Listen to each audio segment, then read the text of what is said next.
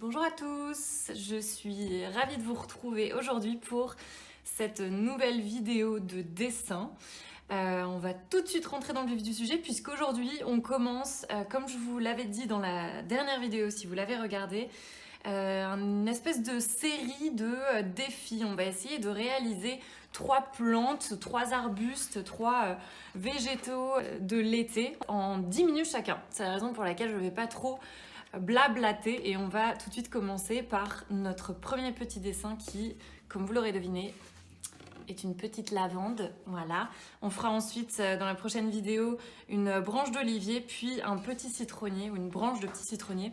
Tout ça pour nous introduire à l'été qui toque vraiment déjà à notre porte et qui s'annonce déjà très bien avec le joli soleil qu'on peut avoir. Quoique je ne sais pas à quel temps il fera quand vous regarderez cette vidéo, mais en tout cas aujourd'hui ici il fait super beau. Donc on se lance tout de suite dans cette petite lavande.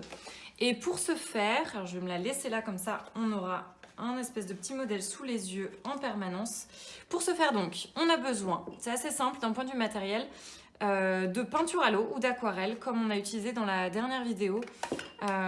Et puis presque que ça. Alors bien sûr tout le matériel qui va avec, c'est-à-dire un pinceau, un pot d'eau, le chiffon, vous savez que c'est toujours très important. Et puis pour celle-ci on va pas ou très peu utiliser de crayon, c'est-à-dire que c'est un peu libre à vous. Vous voyez la seule chose que j'ai fait en crayon, ouais, c'est le petit brin là qui tient toutes les petites tiges. Alors si vous voulez, vous pouvez très bien de toute manière avoir votre boîte de crayons de couleur à vos côtés, ça peut être utile, mais on va vraiment quasi exclusivement s'occuper de la peinture à l'eau et de l'encre. Donc vous allez voir, moi, comme j'ai fait dans la vidéo précédente aussi, je vais travailler avec mes petites encres liquides. C'est pas une obligation du tout, surtout que vous n'êtes pas forcément censé avoir ce genre de matériel chez vous. De la peinture à l'eau, de l'aquarelle, ça suffit amplement. C'est juste que j'ai un panel de couleurs un peu plus large avec les encres que j'ai ici. Donc voilà, moi je vais utiliser ça. Mais vous trouverez sans problème de quoi faire les couleurs souhaitées dans vos palettes de peinture à l'eau. Alors on va se lancer sans plus attendre. Et pour commencer, on va s'occuper des petites tiges qui, bien sûr, vont être dans les teintes un petit peu vertes. Alors vous voyez qu'on a utilisé 2 verres différents. Donc on va essayer de trouver un vert assez clair. Prenez le vert le plus clair que vous puissiez avoir sur votre palette. Moi, je vais prendre ma petite encre verte liquide. Et puis, ce qu'on va commencer à faire, on essaie de se mettre un petit peu dans le coin supérieur gauche de notre feuille pour pouvoir faire rentrer nos 3 petits dessins. Et si vous pouvez, prenez du papier épais, il y a encore temps que vous courriez chercher un autre type de papier. Si vous avez un papier qui est fait pour l'encre, pour l'aquarelle, pour les matériaux un peu liquides, c'est parfait, ce sera mieux puisque là on va vraiment faire pas mal d'aquarelle pour ces 3 petits dessins. Donc, on se choisit ce coin-là de la feuille et puis on va commencer tout simplement comme si on voulait faire un bouquet dont on voudrait faire les tiges sans trop contrôler ce qu'on fait. On part d'un point précis et puis on va vers le haut. Voilà, elles doivent... Peut-être que ça se touche à un endroit, vous voyez que ça fait une zone pleine, et puis à d'autres endroits, vers le haut, un peu moins. On s'imagine qu'il y a un brin qui serre tout ça à cet endroit-là, et puis en dessous, on peut faire la même chose, en un peu plus petit peut-être, un peu plus court, et ce sera le bout des tiges uniquement. Voilà, première étape. On va attendre que ça sèche un petit peu. D'ailleurs, vous allez voir, cette vidéo, elle est relativement courte, mais bien sûr, elle inclut des temps de séchage.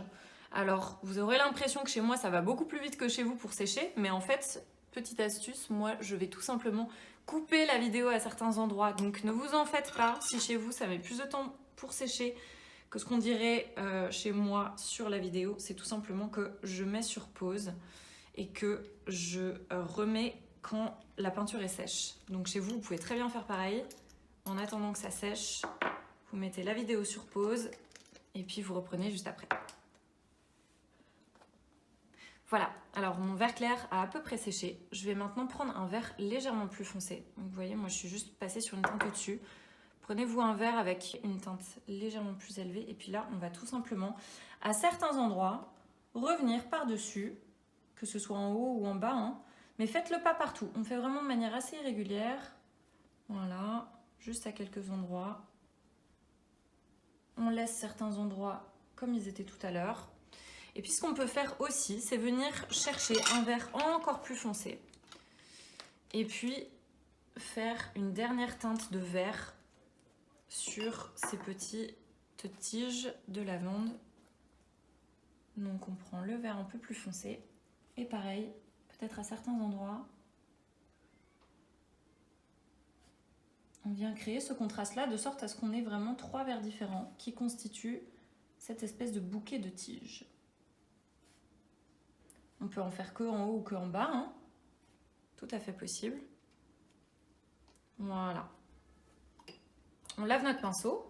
On va venir maintenant s'intéresser à ce qui se passe en haut, au niveau des fleurs. Vous allez voir, c'est pas compliqué du tout. Là, on va se faire un violet. Alors, violet, comment est-ce qu'on fait un violet? Je vous écoute. Du rouge et du bleu, exactement. Moi, je triche. Je prends encore une fois mes petites encres. Quoique, du bleu, je vais devoir en prendre sur ma palette, je pense. Et on va venir se fabriquer ce violet.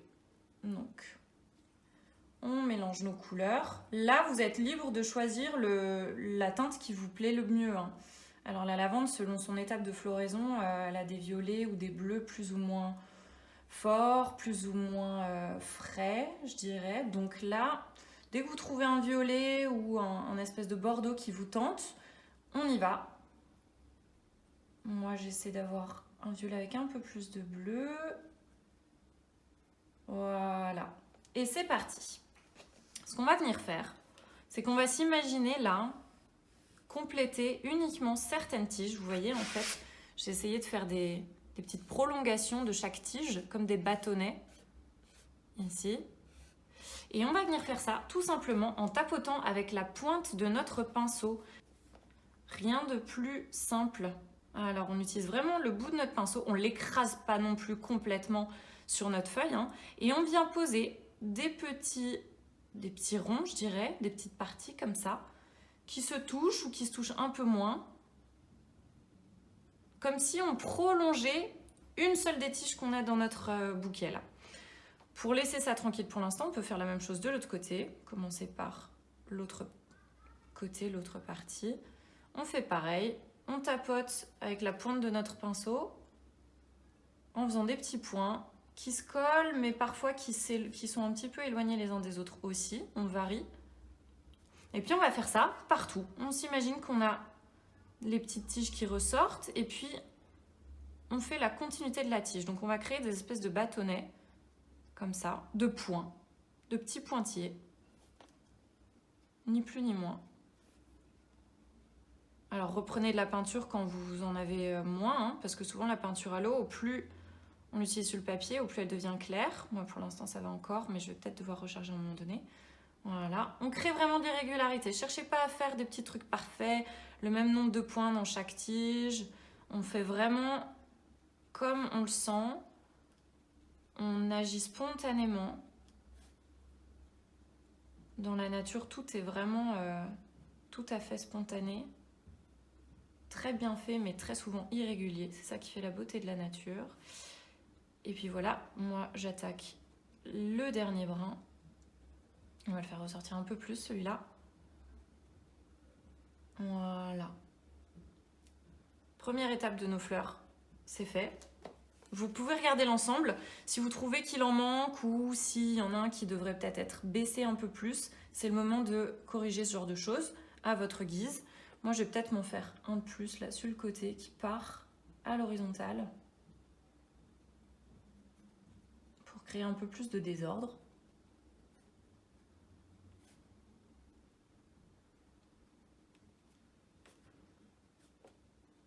Voilà. Et puis, qu'est-ce qu'il nous reste à faire maintenant? Avant de terminer, on laisse sécher. Donc, toujours la même chose. Je mets sur pause, laissez sécher tranquillement votre dessin. On continue juste après. Alors, notre peinture a à peu près séché. Moi, j'ai encore des coins qui sont humides, mais c'est pas grave parce que pour l'étape qui suit, c'est tout à fait ok d'avoir encore des zones un petit peu humides. Maintenant, on va s'attaquer à l'avant-dernière étape, je dirais, puisque la dernière, ce sera celle-ci, super fastoche. Donc, on va venir foncer à ces endroits-là tout simplement pour créer de l'ombre et créer du volume, donner du volume à ce bouquet. Vous avez vu ce que j'ai fait, j'ai tout simplement pris un violet d'une teinte un peu supérieure. Donc on va se refabriquer cette couleur-là, mais cette fois-ci peut-être en ayant un peu plus de bleu ou en ayant un peu plus de peinture sur notre pinceau que tout à l'heure. Vous aviez peut-être un peu d'eau sur votre pinceau qui restait. Et bien là, on va tout simplement faire en sorte d'avoir plus de peinture au bout de notre pinceau pour que la teinte soit plus forte. Ou alors, on va faire plusieurs couches. On va repasser une fois, puis on va repasser une deuxième fois pour être sûr qu'on est plus foncé. Et là, on va tout simplement faire la même chose que tout à l'heure, mais uniquement en bas de chaque tige. On fait nos petits ronds sur chaque partie faite tout à l'heure.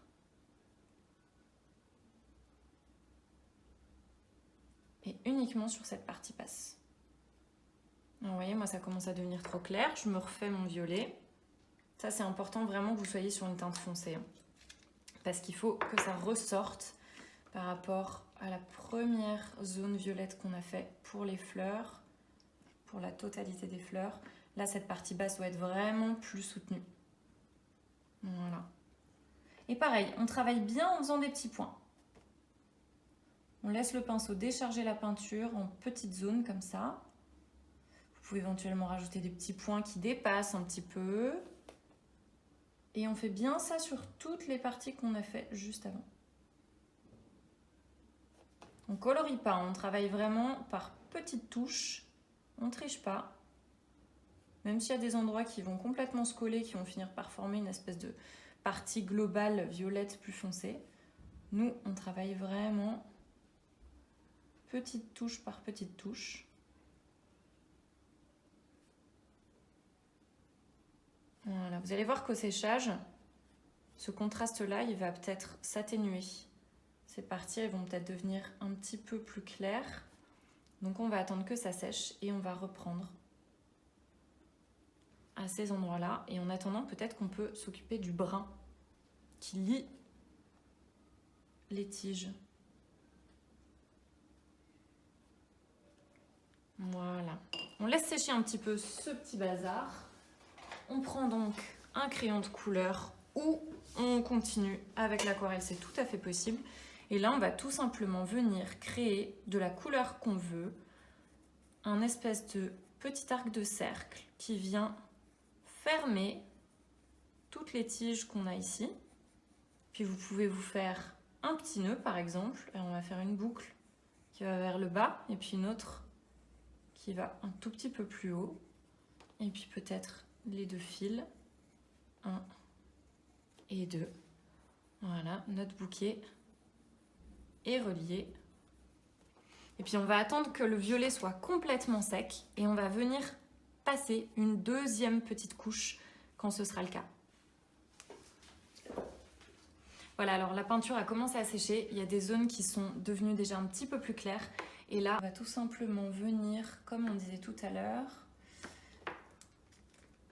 repasser très légèrement au-dessus des petits points un peu plus foncés qu'on vient de faire. Faire une sorte de deuxième couche qui va juste être un peu plus opaque, un peu plus foncé et qui va finir de donner ce volume. Alors là, c'est vraiment une toute petite dernière étape, très rapide, mais qui a son importance. Et vous pouvez en profiter, si vous voulez, pour, à certains endroits, descendre un petit peu plus sur les tiges. Voilà.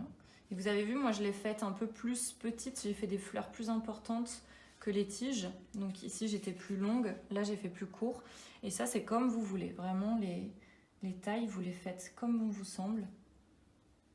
Et voilà, cette dernière étape, c'est uniquement venir renforcer en bas ce violet, toujours par petites couches comme ça,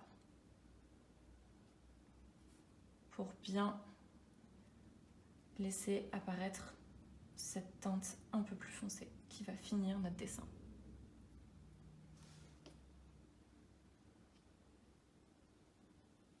Et voilà, il faut s'arrêter à un moment donné, comme toujours. Donc on va laisser ce petit bouquet de brins de lavande comme ça. Et puis je vous donne rendez-vous du coup la fois prochaine pour 10 prochaines petites minutes pour réaliser le petit olivier. J'espère que cette vidéo vous a plu et j'espère donc vous voir pour la suite de cette petite réalisation. À très bientôt!